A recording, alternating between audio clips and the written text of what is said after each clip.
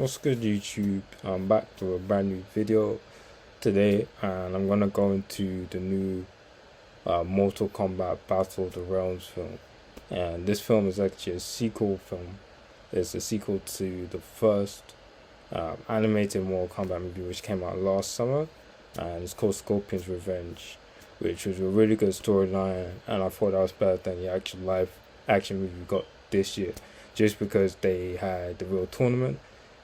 They played Scorpion well. They didn't waste any characters, so Johnny Cage was really good. All sorts of characters were really good.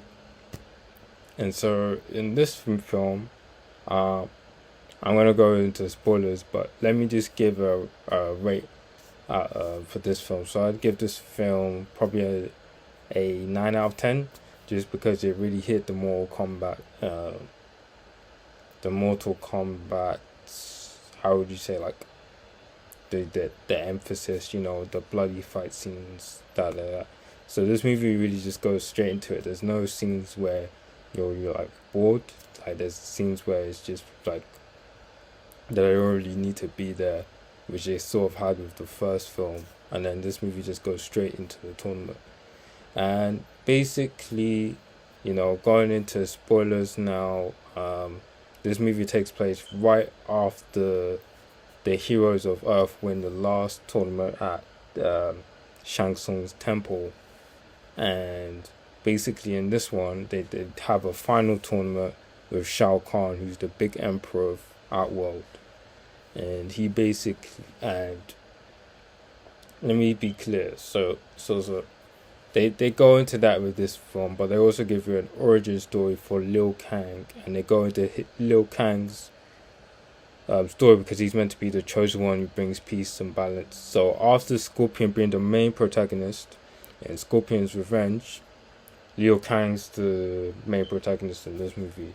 So pretty much how this movie works is that it starts off with Liu Kang as a child being saved by Raiden from creatures from Outworld who end up killing his parents, and from then on Liu Kang's adopted. And fast forward to now, the heroes of Outworld are now facing Shao Kahn's army. So this is when Shao Kahn decides to make a final tournament. And so you also get introduced to new characters like Reiko, Kung Lao, Shinnok. And what Shinnok wants to do is that he's from the Netherrealm. He's a Netherrealm god. Basically, Shinnok is trying to bring back like an evil, like other deity that's way more powerful. He's trying to be free from hell. So he uses Scorpion, who turns out actually died at the end of the last movie when he killed Quan Chi and the temple fell on him. He ends up being sent to the Netherrealm, basically in hell, and he's he's forced to work for Shinnok because Shinnok's gonna kill him if he doesn't work for him. And it turns out that Scorpion's merged with the key to freeing the big god, like evil god character that Shinnok wants to bring back. And so going back into the tournament part, the heroes face the bad guys from Outworld in Shao Kahn's tournament. And in this you see Liu Kang's love interest, who I can't remember the name. So they ended up fighting them. But the downside about this movie is that Raiden actually turns into human form, which is something I didn't like, because Raiden's he's of course all powerful, so it was weird to see him like powerless, like no lightning. He was just brought to mortal. So pretty much the reason why Raiden did it is because he sacrificed his powers so he can fight in the tournament. And pretty much Raiden, this is a big spoiler, but Raiden gets killed by Shao Kahn. Shao Kahn kills Raiden. What else? Liu Kang kills Shang Tsung, and you get that from the original Mortal Kombat film in the 90s. Shang Tsung's been Liu Kang's prime enemy in Mortal Kombat, which was something that was missed out in the 2021 live action film where they have no connection at all. But in this movie, Shang Tsung and Liu Kang both fight.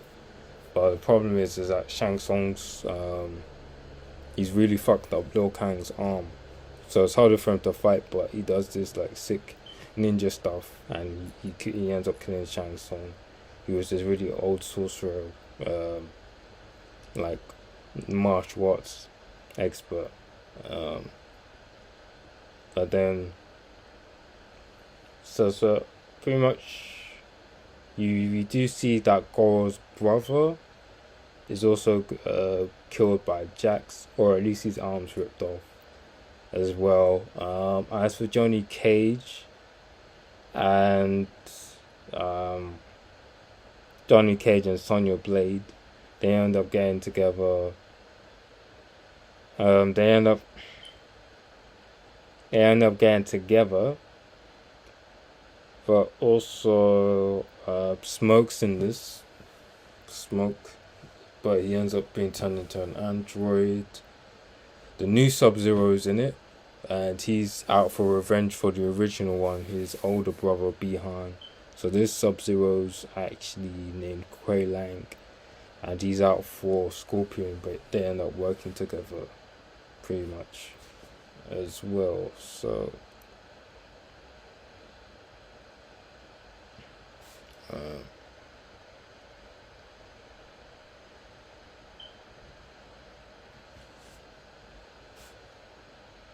but pretty much so when Liu Kang Liu Kang's actually motivated to kill Shao Kahn for more than a few reasons, other than he's the chosen one, Shao Kahn's evil. Kung Lao actually gets killed, the guy with the hat, his best friend, who was like his brother. Raiden gets killed, who was like his father figure and mentor, and that all motivates him to killing Shao Kahn. So Liu Kang manages to recover from his fucked up arm because he's got the firepower, and with the firepower he's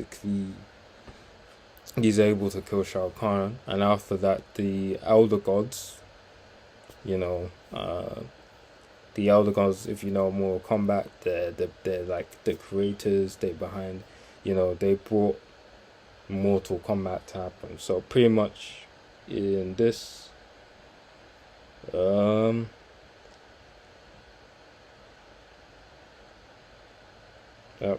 in this film, pretty much they make Liu Kang the ultimate. Like, they give him all his powers, and Liu Kang becomes a god. And he ends up fighting the evil god, which Shinnok ends up turning into after he gets the key of Scorpion. And so they get into a fight. Liu Kang wins. And then there's, like, peace with all the Earth heroes. But at the end, you do see a flash of lightning. You see a flash. So there's a tease that Raiden could still be alive. Who knows? But for me, I'd say, like, I'd give this film a 9 out of 10. But I'd say the other films, like, it's way better. Like, I think maybe a 10 out of 10. Perfect. So, they could make a third movie. I'm really not sure. But that's all from me from now. So please comment, like, and subscribe. Get over here!